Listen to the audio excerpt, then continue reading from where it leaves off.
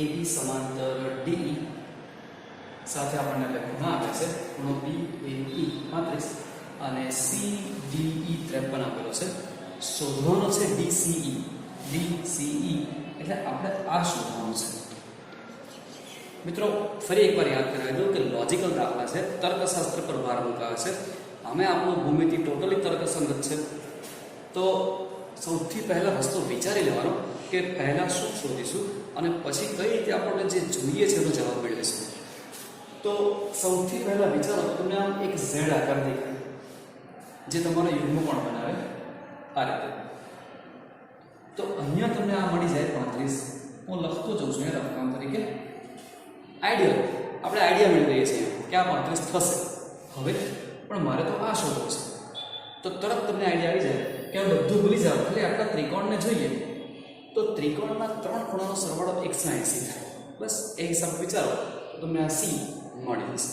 સૌથી પહેલું કામ આપણે આ બે સરખા છે તે લખી દઈએ. ખૂણો BAE એટલે આ ઇઝ ઇક્વલ ટુ ખૂણો AED ઇઝ ઇક્વલ ટુ કિંમત પણ મૂકી દઈએ 35. આ 35 છે માટે આ પણ 35 AED. કારણ આપવું જ પડે. Z આકાર તમે જોયો એટલે તમે લખી શકો યુગ્મ. ચલો આ મળી ગયો. હવે ત્રિકોણ CDE માં હંમેશા નામ લખવાનું. ખૂણો C પ્લસ ખૂણો D પ્લસ ખૂણો E 180. તમારી પાસે C ની કિંમત નથી. D છે 53, E છે 35 ઇઝ ઇક્વલ ટુ 180. ખૂણો C બરાબર 180 માઇનસ સામે લઈ જાઓ તો 88. ખૂણો C બરાબર દર વખતની જેમ બાદબાકી તો તમારે જ કરવાની છે અને આખું નામ લખી દઈએ ખૂણા C નું DCE બરાબર તમારો જે બાદબાકીનો જવાબ આવે એ અહીંયા મૂકી દેવાનો. બાદબાકી તો તમારે જ કરવાની આવશે દરેક કામમાં. અંતિમ જવાબ તમારા તરફથી આવશે.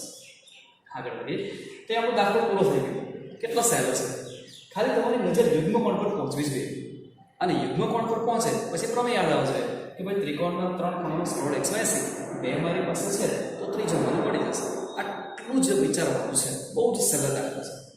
એના જેવો જ બીજો એક અને એના જેવો જ સહેલો પણ જેવો. તમારી પાસે આ એક ત્રિકોણ છે. શોધવાનું છે આ ધ્યાન રાખજો SQT આ શોધવાનું છે. જો આ ત્રિકોણ મારી પાસે છે તો પહેલા વિચારો કે ત્રિકોણના 3 ખૂણાનો સરવાળો 180 તો મને આ મળી જવાનું. 95 40 છે તો મને આ મળી જશે. જેવો આ મળે એટલે હું તરત કહી દઉં કે આ તો અભિકોણની જોડ છે. એટલે આ ત્રિકોણમાંથી પલટી વાળીને હું જતો રહ્યો પહેલા ત્રિકોણમાં. જેવો આ મળી ગયો એટલે હવે આ ત્રિકોણને પકડી લો. અહીંયા પણ એક સિદ્ધાંત ત્રિકોણના 3 ખૂણાનો સરવાળો 180. 2 છે તો ત્રીજો કરો પહોંચી જઈશ.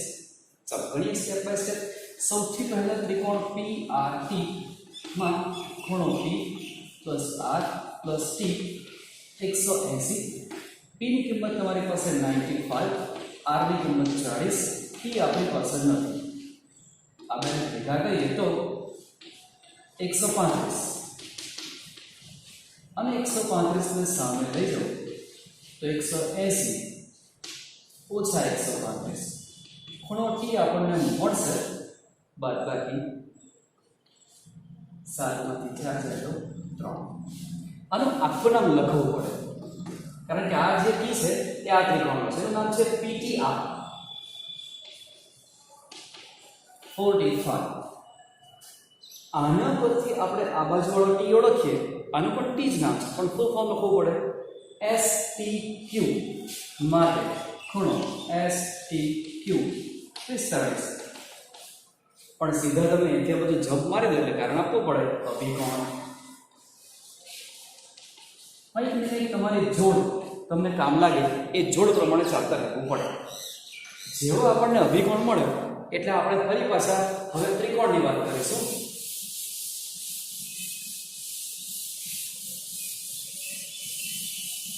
હવે આપણો નીચેનો ત્રિકોણ STQ માં S plus T plus Q 180 કિંમતો મૂકી દઈએ એસ આપણી પાસે છે 75, ટી આપણે લઈને આવ્યા છે 45, ક્યુ આપણે શોધવાનું છે 120, ખૂણો ક્યુ બરાબર 180, માંથી 120 બાદ થાય તો ક્યુ આપણને મળશે 60. ફરી એકવાર કહી દો મિત્રો, પૂરું નામ લખવું પડે. એસ ક્યુ ટી સવાલમાં આપેલું છે આપણને, આનું નામ છે ખૂણો એસ ક્યુ ટી બરાબર 60. આ આપણો ફાઇનલ જવાબ. નેક્સ્ટ વાત કરીએ પ્રશ્ન 5 ની. આટલી માહિતી મિત્રો આપણી પાસે છે. પહેલી વાત છે PQ લંબ PS, આ PQ અને PS લંબ છે એટલે એક ખૂણો આપણને મળી જશે 90. નિશાની પણ છે 90 એટલે એમ પણ આપણને આઈડિયા આવી જાય. બીજો આપણી પાસે છે PQ સમાંતર SR. આકૃતિમાં તમે જોઈ શકશો PQ અને SR. જો આ PQ અને આ SR લાગે છે આપણને સમાંતર છે. ઓકે, શોધવાના છે x અને y. જો આ બે રેખાઓ સમાંતર હોય તો સૌથી પહેલી તમારી નજર પહોંચવી જોઈએ અહીંયા, એટલે તમને z આકાર દેખાશે. ડાર્ક કરી દો, ઇઝીલી z આકાર દેખાશે. રાઈટ, તો PQR અને QRT લખી દઈએ. ખૂણો PQR ખૂણો PRT. કારણ આપવું પડે યુગ્મ કોણ. હવે Q ને જરા ધ્યાન દીજો તો x + 28 છે, કારણ કે આખો Q લીધો છે આપણે, તો બંને કિંમત મૂકવી પડે. x + 28 આની કિંમત આપણી પાસે છે 65. x = 65 - 28. આ તમને મળી જશે x. બાદબાકી તમારે જ કરવાની છે. ઓકે, જે આવે તે આ આપણે x પણ અહીંયા જરૂર પડશે, એટલે x ની કિંમત શોધવી પડશે. ચાલો તો 7 અને 5 માંથી 2 જાય તો 3, 37. ઓકે, બાદબાકી આપણે ચાલો, કારણ કે મને અહીંયા y શોધવા માટે x ની જરૂર પડશે. શોધી કાઢીએ. ચાલો, ત્રિકોણના 3 ખૂણાનો સરવાળો. તમારે આટલો ત્રિકોણ પર નજર રાખવાની. ત્રિકોણ PSQ માં ખૂણો P + S + Q 180. P ની કિંમત તમારી પાસે છે 90, S તમારી પાસે છે y, આટલા ત્રિકોણનો એટલે y, અને Q તમે લઈને આવ્યા છો 37. ઓકે, આ બંનેને ભેગા કરી દો તો 127 + y 180. સામે લઈ જાઓ તો 180 - 127. ચલો, એક બાદબાકી તો તમારા ભાગમાં રહેશે. x તમે શોધી આપો, y ની બાદબાકી તમારે ફક્ત ખાલી જગ્યા પૂરી દેવાની છે. જે બાદબાકી આવશે તે 180 માંથી 127 બાદ કર્યા પછી y મળી જશે. તો તમારી નજર સૌથી પહેલા ક્યાં હોવી જોઈએ? બે સમાંતર રેખાઓની છેદિકા પર. એટલે સીધા તમને યુગ્મ કોણ દેખાય અને z આકારનો યુગ્મ કોણ દેખાય એટલે પહેલો એક ઝાટકે તમને x મળી જશે. x મળી જાય પછી આટલા ત્રિકોણ પર નજર કરવાની, બધા નજર જવી જ ના જોઈએ. તો બે ખૂણા છે, ત્રીજો આપણને મળી જશે. Right, last one. છેલ્લામાં મિત્રો સાબિત કરવાનું છે. આકૃતિ આપી છે.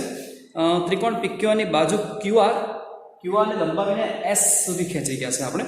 પછી આપણને કીધું છે ખૂણો PQR અને PRS ના દ્વિભાજકો. આ PQR નો દ્વિભાજક જાય છે, PRS નો દ્વિભાજક જાય છે, બંને એકબીજાને છેદે છે T માં. તો સાબિત કરવાનું છે QTR = 1/2 ખૂણો QPR.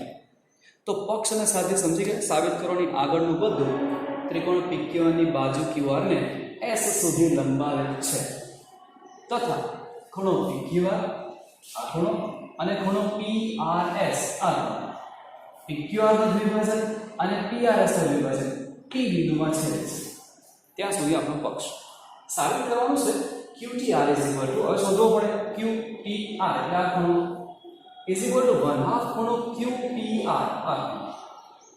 આ ને લાવવાનું = 1/2 QPR. જો સાબિતી ત્રિકોણ PQR ના 3 ખૂણાનો સરવાળો = QTR ના ત્રણેય બે ત્રિકોણ તમને દેખાવા જોઈએ. પહેલો તો PQR અને બીજો આ QTR. એ સ્વાભાવિક છે, બંને ત્રિકોણ છે એટલે ત્રણેય ખૂણાનો સરવાળો 180 થવાનો. મેં મૂકી રાખ્યો છે. 180 ની જરૂર નથી, પણ ખાલી યાદ રહે કે હા સરખા કેમ, કારણ કે બંને ત્રિકોણ છે અને ત્રિકોણના 3 ખૂણાનો સરવાળો 180 જ થાય, માટે મૂકી રાખ્યા બંને સરખા. 1 બાય 1 ત્રિકોણની વાત કરીએ, પહેલો પકડીએ ત્રિકોણ PQR, આટલો જ ત્રિકોણ. જો આટલા જ ત્રિકોણની વાત કરું તો PRS એનો બહિષ્કોણ કહેવાય. હું તમને અલગ આકૃતિ દોરીને બતાવું છું.